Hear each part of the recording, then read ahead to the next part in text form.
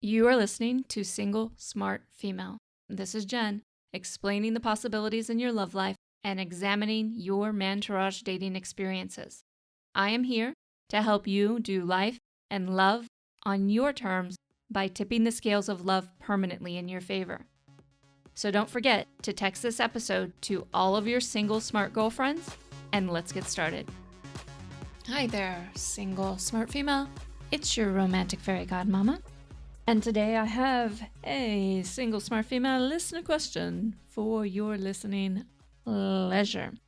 Now, Miss Clueless Dater in Florida writes, Dear Jen, how do I get him back after I rejected him? I regret it. He refuses to work it out because I offended him about his personality. Okay, Miss Clueless Dater, this is an awesome question. And I want to start with the fact that before we can do anything here, we kind of have to address the back end of it and the point of mantourage dating, because there's nothing in here that says what you're doing mantourage dating wise. And that's one thing that all women need to understand. The great thing about mantourage dating is it gives you time to explore your options.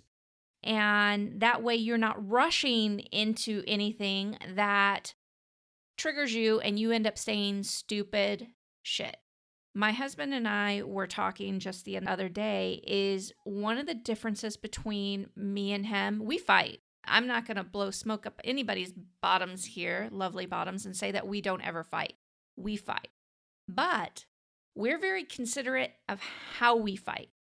We don't fight in order to tear each other apart. We fight in order to get out frustration with each other, and then that's it. We let things go. We as women will let things mount and build up because we're not truly honoring ourselves in a certain process, especially with dating. And then all of a sudden, we're just going to say things and we're not going to be considerate of exactly how we say it because there's already too much frustration.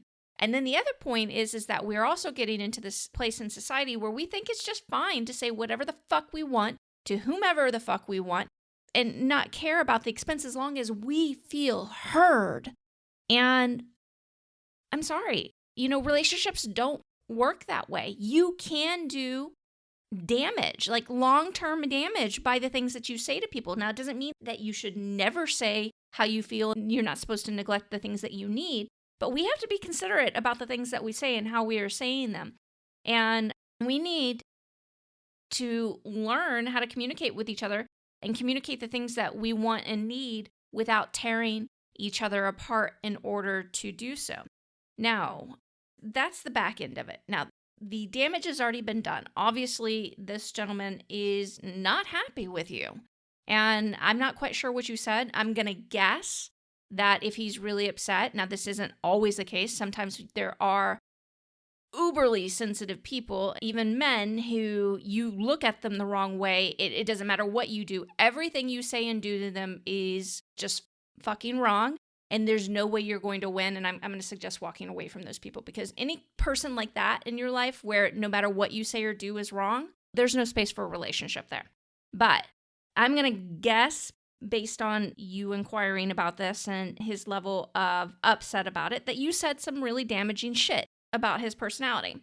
So the next thing is, that also makes me wonder, well, do you actually want him back, or do you only want him back because he didn't respond the way you wanted him to when you reject him? Because there's a lot of women out there, and I used to be one of these, that they do things in order to get a response. So it's not really that they didn't want the man in their life. They might have been frustrated in the moment. So they said something really ugly in order to get him to react in a certain way.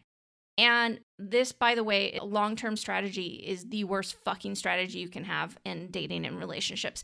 If you're doing things to get a reaction, you're going to be wildly disappointed or pissed off a lot. And you're going to hurt people and do damage that you cannot repair. But you have to ask yourself this. Are you wanting him back because he ticked your, oh fuck, he doesn't want me anymore button? Because let's be honest, all of us women have it. We want a certain reaction. We want somebody to step up for us, or we want them to show us because we need that kind of excitement of, oh, he wants me and he can't live without me reaction. And then we're wildly disappointed when we don't get that. And then all of a sudden we want him again. Yes, this is a cycle that happens a lot with women.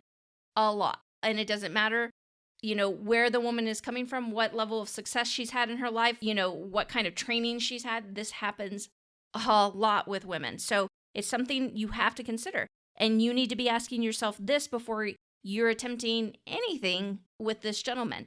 After you ask yourself, and you have to be brutally fucking honest, am I only wanting him back at this point because he pressed my oh fuck button? He doesn't want me anymore. And so now I'm pissed because he's not reacting in the way I thought he would react. And, he could be possibly moving on. And it's not that I really wanted him in the first place.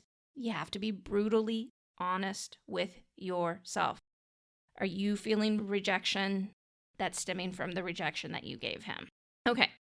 So the final thing, and then the how-to, after you've done this, you've answered that question, and you legitimately have decided, I was wrong. It's not because he triggered me, and that's why I want him back. He's genuinely somebody that I'm interested in spending time with and continuing to get to know and potentially be in a relationship with at some point. I'm going to tell you begging and pleading and crying might work, but it's a very temporary fix, and it's going to set up a really piss-poor relationship. The best response to when you fuck up is always to apologize. To just apologize and not over-apologize, but to apologize, admit that you were wrong, and then once you do that, you just tell them, you're open and honest with them. You say, you know what? I sincerely apologize for saying that. I'm not quite sure why I said it, but I know I didn't mean it. I think I was trying to get a reaction out of you, and I respect how you feel about this. But if there's anything at any point in time that you decide that you would like to try again, please let me know. And then you leave it there, okay? Because again, you can sit there, you can beg, you can plead, you can cry, and you might be able to get somebody to react to you short term, but it'll be very fucking short term, and you're going to set up a really shitty ass dynamic in a relationship by doing that. If you take the approach I'm telling you, you just authentically apologize, genuinely apologize, and then leave it there and give him his space, and then turn to learning how to mantourage date properly. We're not trying to trick people into relationships. We're not trying to, pull one over on somebody, things like that, but learn how to mantourage date properly. And you can go to mantouragedating.com. Mantourage is spelled MANTOURAGE, dating.com, and learn how to mantourage date properly. That is your best opportunity for him to swing back around. It's not a guarantee. It's not a guarantee by any means, but that's your best opportunity for him to swing back around and the two of you start potentially dating again. Don't drop the other men as soon as he comes back into your life. Keep dating until you get to relationship exclusivity so that you're exploring your options and you don't end up in a situation again where you're saying bullshit to a guy that you really do care about just because you're not giving yourself permission to do the things and learn the things that you need to know before going into a relationship. Okay, lover girl, it's time for the final thought on today's show. The key to getting someone back that you previously rejected is a genuine apology, and then give them the space they deserve to make their decision. Hey lover girl, don't forget to subscribe to the show in your favorite podcast app, as well as share this episode with all of your single smart girlfriends. And if you're tired of craptastic dates, craptastic men, and meh or fizzle out fast romantic experiences, then meet me over at secretsocietyofadoredwomen.com to schedule your application interview to work with me directly. Secret Society of Adored Women is a very special and close to my heart, way beyond the podcast, opportunity to completely reinvent your dating and love life as it is happening. It's your love life makeover year, where you can tell shitty dating experiences and shitty men to kiss your hot ass forever. Secret Society is you having your real life romantic fairy godmama at your fingertips instead of ever wasting another moment trying to figure it out on your own or on one-size-fits-all crap advice about men, dating, and love. These are the additional pieces that I won't reveal on the podcast or in public. We are going to cover all the ins and outs of Mantourage dating, leaving nothing untouched, and I am going to work with you directly to customize the experience to get everything you want out of life and love. But none of this means anything to your love life until you take the small step of courage by scheduling your application interview at secretsocietyofAdoredWomen.com. Procrastination is the exclusive killer of all dreams, especially in your love life. It's time to get your dating and love life in order.